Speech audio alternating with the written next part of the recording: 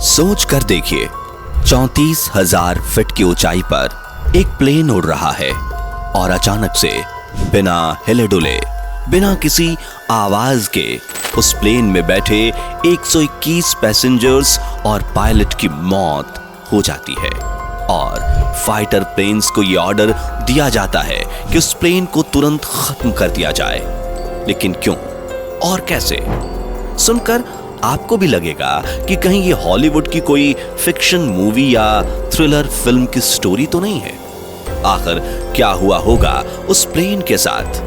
क्या सच में वो प्लेन भूतिया था, या फिर आतंकवादियों ने ये प्लेन हाईजैक कर लिया था, या ये कहानी कुछ और ही है? आखिर टेक ऑफ से पहले से 1.5 घंटे में ऐसा क्या हुआ उस प्लेन में जिसने 121 पैसेंजर्स की जान ले ली? दोस्तों, आज एक ऐसी केस स्टडी के बारे में डिटेल में बताने वाले हैं जिसने पूरी दुनिया के रोंगटे खड़े कर दिए थे। तो ये वीडियो लास्ट तक स्किप बिल्कुल भी मत कीजिएगा। ये कहानी है हेलियोस फ्लाइट नंबर 522 की। कहानी की शुरुआत होती है 14 अगस्त 2005 से। कहानी में आगे बढ़ने से पहले हेलियोस फ्लाइट नंबर 522 की पास्ट हिस्ट्री भी देखना जरूरी है। रिपोर्ट्स के मुताबिक ये प्लेन बोइंग 737 मॉडल का था, जिसे 7 साल पहले 16 अप्रैल 2004 में ओलंपिया के नाम से रजिस्टर्ड किया गया था। तो जब ग्राउंड इंजीनियर अपनी इन्वेस्टिगेशन पूरी कर लेते हैं तो प्लेन अपनी अगली उड़ान की तैयारी करता है, जिसके लिए उसे लैंक्रा इंटरनेशनल एयरपोर्ट से ग्रीस के लिए एथेंस इंटरनेशनल एयरपोर्ट तक की उड़ान भरनी थी। इतनी लंबी दूरी तय करने के लिए प्लेन के स्टाफ से लेकर पायलट और क्रू मेंबर्स की शिफ्ट चेंज की गई और प्लेन की कमान कैप्टन हैंस जॉर्गन मार्टिन के हाथों में सौंपी गई। और एक एक करके सभी पैसेंजर्स प्लेन में सवार होते हैं और हेलियोस फ्लाइंग अपना रोल ऑफ प्रोसेस शुरू करते हुए टैक्सी वे से गुजरकर रनवे तक पहुंचती है। और सभी फ्लाइट चेक्स कंप्लीट करने के बाद ये फ्लाइट करीब 9 बजे लैंक्रा इंटरनेशनल एयरपोर्ट से टेक ऑफ करती है। उस समय ना तो फ्लाइट में बैठे हुए पैसेंजर्स को और ना ही क्रू मेंबर्स को जरा भी अंदाजा था कि ये उड़ान उनकी आखिरी उड़ान साबित हो सकती है, क्योंकि इस समय बादल बिल्कुल साफ थे, मौसम में कोई भी खराबी नहीं दिख रही थी और प्लेन नॉर्मली अपनी स्पीड से आगे बढ़ रहा था। फ्लाइट ने अपने रूट को फॉलो करते हुए समुद्र के ऊपर उड़ते हुए अपनी हाइट बढ़ाना शुरू किया।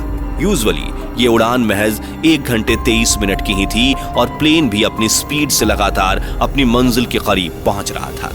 टेक ऑफ के लगभग 10 मिनट बाद ही प्लेन 12,000 फीट की ऊंचाई पर पहुंच गया। लेकिन तभी अचानक से कुछ ऐसा होता है जो सभी के रोंगटे खड़े कर देता है। अचानक से फ्लाइट की कॉकपिट में केबिन प्रेशर वार्निंग अलार्म बजने लगता है और इस बात का यह इंडिकेशन था कि प्लेन के प्रेशर सिस्टम में कुछ खराबी है और पायलट्स प्लेन की हाइट को और ना बढ़ाएं। लेकिन इस समय पायलट ने इस वार्निंग अलार्म को नजरअंदाज कर दिया। उन्हें लगा कि ये फ्लाइट के टेक ऑफ कंफर्मेशन की वार्निंग अलार्म है जो पूरे 10 मिनट लेट बजा है। पायलट्स ने जैसे ही प्लेन की हाइट और ऊपर बढ़ाई तो कुछ ही मिनट में बहुत सारे वार्निंग अलार्म्स एक साथ बजने शुरू हो गए।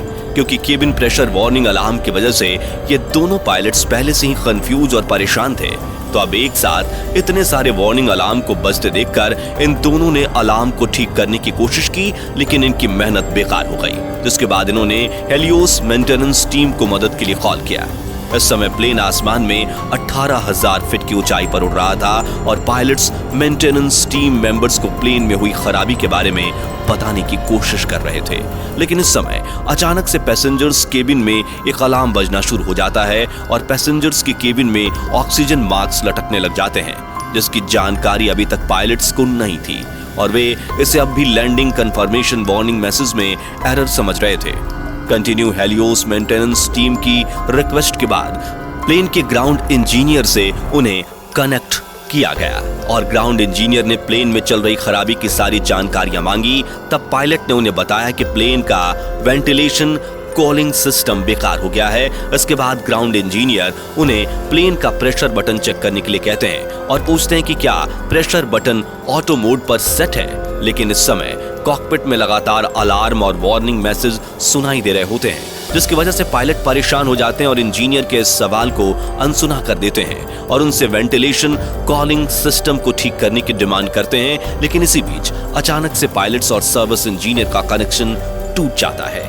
हालांकि हेलियोस एयरबेस पर मौजूद ग्राउंड सर्विस टीम और एटीसी बार बार फ्लाइट में मौजूद पायलट को कनेक्ट करने की कोशिश करते हैं, लेकिन सारी कोशिशें नाकामयाब रहती हैं। प्लेन की हाइट लगातार बढ़ती जा रही थी। अब प्लेन 34,000 फीट की ऊंचाई तक पहुंच चुका था, लेकिन बार बार कोशिशों के बाद भी जब प्लेन के पायलट से कोई कनेक्शन नहीं हो पाता तो दोनों LBS पर मौजूद स्टाफ की टेंशन बढ़ने लगती है। इसके बाद पास ही में एक एयरफोर्स स्टेशन से 2 F-16 लड़ाकू जहाजों को इस पायलट के पास जाकर उसको चेक करने के लिए भेजा जाता है। सुबह 11:24 पर यह दोनों फाइटर प्लेन हेलियोस फ्लाइट के पास पहुंचकर उसके पीछे पीछे उड़ने लगते हैं और इनमें से एक प्लेन फ्लाइट के साथ उड़कर उसके अंदर झांकने की कोशिश करता है और इस फाइटर प्लेन में जो कुछ देखा गया वो सबके होश उड़ाने वाला था।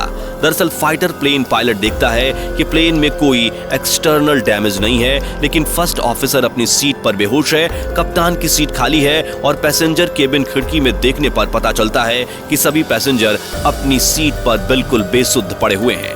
ऑक्सीजन मास्क पैसेंजर केबिन में लटके हुए हैं। कुछ पैसेंजर्स ने ऑक्सीजन मास्क पहने हुए थे, लेकिन वह भी बिल्कुल बेसुध थे।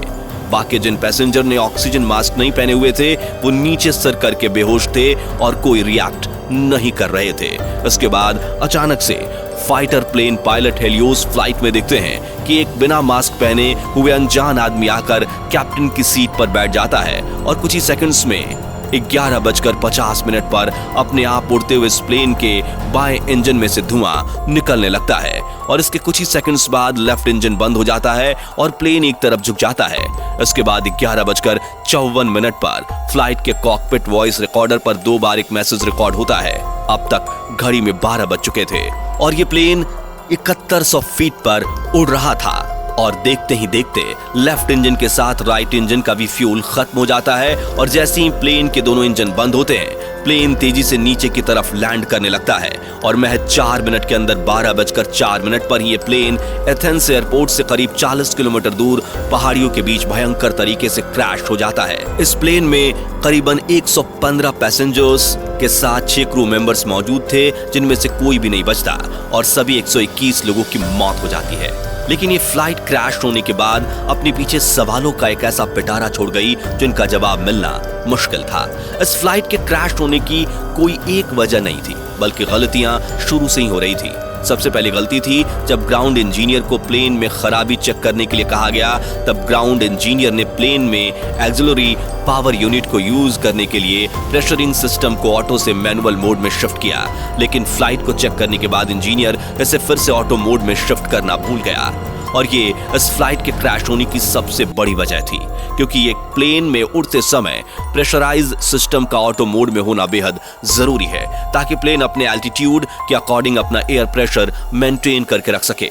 इसके बाद दूसरी गलती प्लेन के पायलट्स और क्रू मेंबर्स से हुई, जिन्होंने उसी सुबह 5 बजे अपनी प्री फ्लाइट मीटिंग के दौरान प्लेन का सेटअप किया था और इस मीटिंग में भी फ्लाइट के फर्स्ट ऑफिसर ने इस बटन को चेक नहीं किया। अपनी चेकलिस्ट इंश्योर करते हुए इन पायलट्स ने प्रेशराइज बटन पर ध्यान ही नहीं दिया और यह बटन मैनुअल से ऑटो पर शिफ्ट नहीं होता।